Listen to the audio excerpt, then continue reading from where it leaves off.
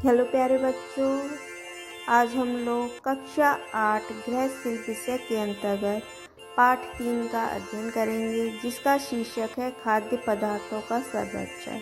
इस पाठ के अंतर्गत बच्चों हम लोग जानेंगे कि अगर हम अपने भोज्य पदार्थों यानी खाद्य पदार्थों का उचित प्रकार से रखरखाव नहीं करते हैं, उनकी देखभाल नहीं करते हैं, तो क्या हानि होती है और किन किन विधियों के द्वारा हम अपने खाद्य पदार्थों को सुरक्षित रख सकते हैं, जिससे कि वो लंबे समय तक खराब ना हो।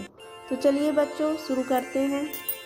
सुबह हुई, सीमा की मम्मी रसोई घर में चाय बनाने गईं, मगर यह क्या, दूध तो फट गया है। बच्चों को स्कूल जाना है, दूध देना है, नाश्ते में दूध से दलिया बनाना है। सीमा की मम्मी परेशान हो गईं।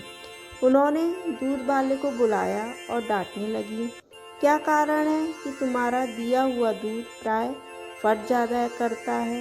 दूध वाले ने कहा, केवल आपके ही घर में ऐसा क्यों होता है? मैं तो कई घरों में दूध देता हूँ, कहीं से भी ऐसी शिकायत नहीं मिलती है। सीमा की मम्मी ने सोचा, ठीक ही तो कह रहा है, कहीं इसमें मेरी ही तो कोई गलती नहीं है। अब मैं दूध के रख रखाव का उचित ध्यान रखूंगी। सीमा ने कहा, पापा जो फल एवं सब्जियां बाजार से खरीद कर ले आते हैं, वह भी सड़ जाती है। ऐसा क्यों है मम्मी? सीमा की मम्मी ने निश्चय कर लिया कि वह अपने घर की खाद्य सामग्री की देखरेख उचित ढंग से करेगी। यदि खाद्य सामग्री का संरक्षण किया जाए तो वह खराब नहीं होती है। तो बच्चों चलिए आइए जानें कि संरक्षण क्या है। अधिक गर्मी और नमी दोनों ही स्थितियों में जो जीवाणु और फफूंदी हैं, वो शीघ्रता से पनपते हैं। ये जीवाणु और फफूंद वायु में हमेशा विद्यमान रहते हैं, यदि खाद्य पदार्थों को सड़ाने का कार्य भी करते हैं। यदि खाद्य पदार्थों में इनके बढ़ने पर नियंत्रण पा लिया जाए तो अपने भोजन को सड़ने से बचाया जा सकता है। यही नियंत्रण भोज्य पदार्थों का संरक्षण कहलाता है, यानी जीवाणु एवं फफूंद पर नियंत्रण पाना ही भोज्य पदार्थ का संरक्षण कहलाता है। सीमा ने मम्मी से पूछा, यदि हम भोज्य पदार्थों को खाद्य सामग्री का संरक्षण ना करें तो क्या क्या नुकसान होता है? मम्मी ने बताया कि खाद्य सामग्री यानी जो खाने वाली सामग्री है, अगर हम उनका उचित प्रकार से रखरखाव या संरक्षण नहीं करते हैं तो कई सारे नुकसान होते हैं। जैसे नंबर 1 है, उनमें घुन और फफूंद लग जाती है। नंबर 2 है, जो भोज्य पदार्थ हैं, खाद्य पदार्थ हैं, उनके रूप, रंग और गंध में परिवर्तन आ जाता है। खाद्य पदार्थों का जो स्वाद है वो खराब हो जाता है। खाद्य सामग्री के जो पोषक तत्व होते हैं उनमें कमी आ जाती है। घुन एवं कीड़े मकोड़े द्वारा निकलने वाले जो उत्सर्जित पदार्थों का सामग्री में मिल जाने से जो खाद्य सामग्री है वो भी विषैली हो जाती है। हम अपने खाद्य पदार्थों को कई विधियों के द्वारा सुरक्षित रख सकते हैं। हम अपने घर में आई हुई सभी खाद्य सामग्रियों को सुरक्षित रखने के लिए उनका संरक्षण करना आवश्यक है, मगर यह ध्यान रहे कि जो सभी खाद्य सामग्री हैं उनको हम एक ही ढंग से संरक्षित नहीं करते हैं। हम खाद्य सामग्रियों को उनके नष्ट होने की क्षमता को ध्यान में रखकर उनका रखरखाव करते हैं।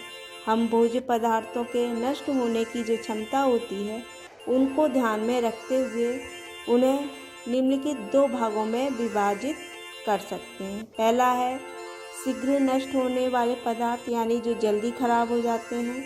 नंबर 2 है शीघ्र नष्ट ना होने वाले पदार्थ, यानी जो पदार्थ जल्दी से खराब नहीं होते हैं। तो पहला है शीघ्र ना नष्ट होने वाले पदार्थ, जैसे खाद्यान्न, दालें, मसाले, सूखे मेवे, घी, तेल आदि आते हैं। नंबर 2 है शीघ्र नष्ट होने वाले पदार्थ यानी जो पदार्थ जल्दी से खराब हो जाते हैं। इसके अंतर्गत दूध से बने पदार्थ, फल, सब्जियां, अंडा, मांस एवं मछली आते हैं। सीमा को चिंता हो गई थी क्योंकि उसके घर में बहुत से सामान खराब हो रहे थे। सीमा ने कहा कि मम्मी, आप घर का काम करके इतना थक जाती हैं कि आपको खाद्य पदार्थों को सुरक्षित रख पाने का ध्यान ही नहीं रहता है। यदि आप मुझे इन्हें सुरक्षित रखने का तरीका बता देंगी तो आगे से मैं भी ध्यान रखूंगी और घर के सदस्यों की मदद से मैं उन्हें सुरक्षित रखने का प्रयास करती हूँ। मम्मी ने सीमा से कहा, सबसे पहले हम खाद्य पदार्थों को उनकी प्रकृति के आधार पर सुरक्षित रखने के तरीकों से परिचित कराएंगे। पहला है शीघ्र ना नष्ट होने वाले पदार्थों का संरक्षण, यानी जो पदार्थ जल्दी खराब नहीं होते हैं उन पदार्थों का संरक्षण। इस श्रेणी में खाद्य पदार्थों में जो नमी की मात्रा होती है वो कम होती है, इसीलिए ये पदार्थ देर से नष्ट या खराब नहीं होते हैं। कुछ दिनों के अंतराल पर अगर इनको धूप में रख दिया जाए तो वह उपयुक्त होता है, जैसे अनाज, दालें, मसाले, सूखे मेवे इस श्रेणी में आते हैं। इस श्रेणी के खाद्य पदार्थों को हम निम्नलिखित विधियों से भी संरक्षित कर सकते हैं। पहला है घरेलू विधि। इस विधि में लाल मिर्च व सूखी नीम की पत्तियों को अनाज में मिलाकर वायुरुद्ध बंद डिब्बों या एयर टाइट बंद डिब्बों में पैक करके रख देते हैं। मसाले, मेवे आदि को सुरक्षित रखने का सबसे अच्छा तरीका है कि उन्हें धूप में दिखाकर ऐसे डिब्बों में पैक करके रखें जिसमें नमी और वायु ना जा सके। दूसरा है कीटनाशक दवाओं का प्रयोग। कीटनाशक दवाओं को अनाज में मिलाकर रखने से उनमें घुन व कीड़े नहीं लगते हैं। अनाज को प्रयोग करने से पहले उन्हें अच्छी प्रकार से धोकर प्रयोग में लाना चाहिए। नंबर 3 है फ्यूमिगेशन विधि। यह अनाज भंडारण का सबसे अच्छा और सुरक्षित तरीका है। इस विधि में ऐसे रसायनों का प्रयोग करते हैं जो गैसीय अवस्था में परिवर्तित होकर पूरे अनाज में फैल जाते हैं। इस विधि में इथाइलिन, डाइबोमाइड, इथाइलिन ट्राइक्लोराइड एवं कार्बन टेट्राक्लोराइड जैसे रसायनों को अनाज में मिलाते हैं।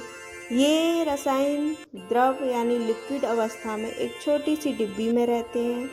अनाज में रखने से पहले इन डिब्बियों को तोड़ देते हैं। अनाज को प्रयोग में लाने से पूर्व हमें अनाज को अच्छी प्रकार से धो लेना चाहिए।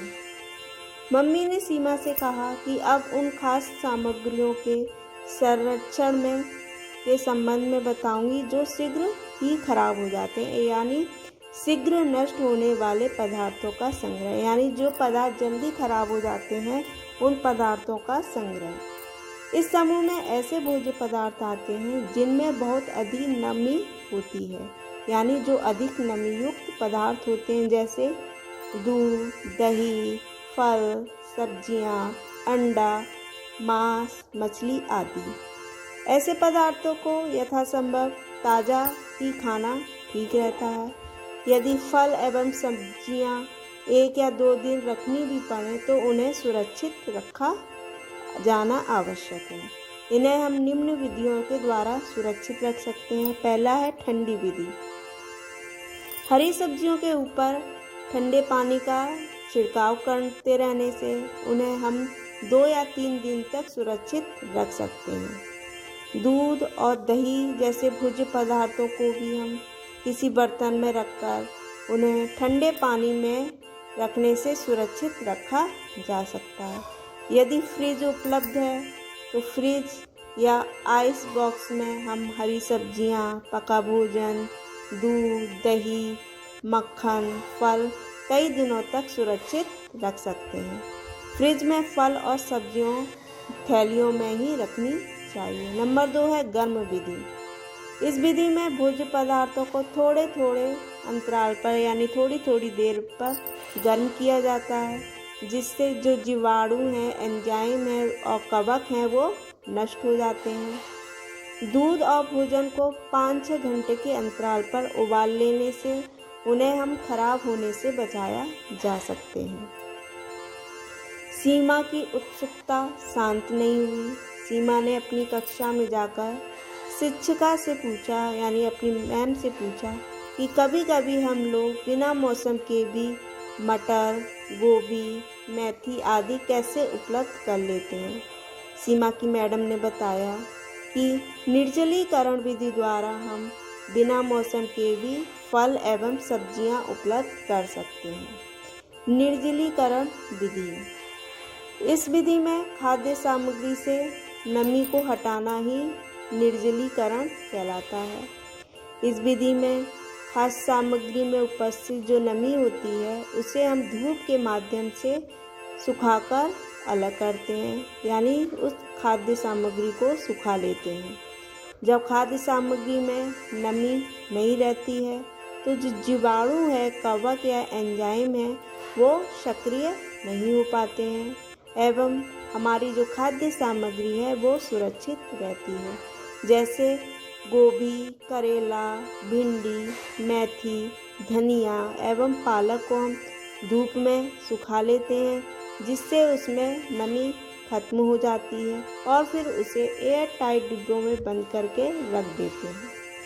निर्जलीकरण विधि के द्वारा ही पके आम के फलों के रस को हम सुखाकर आमबट बनाया जा सकता है। सीमा ने अपनी मैम से पूछा कि अचार, जैम, जेली जैसे खाद्य पदार्थों को हम कैसे संरक्षित करेंगे। मैम ने सीमा से कहा कि उसे परिरक्षण विधि का प्रयोग करके हम इन खाद्य सामग्रियों को सुरक्षित कर सकते हैं। परिरक्षण विधि।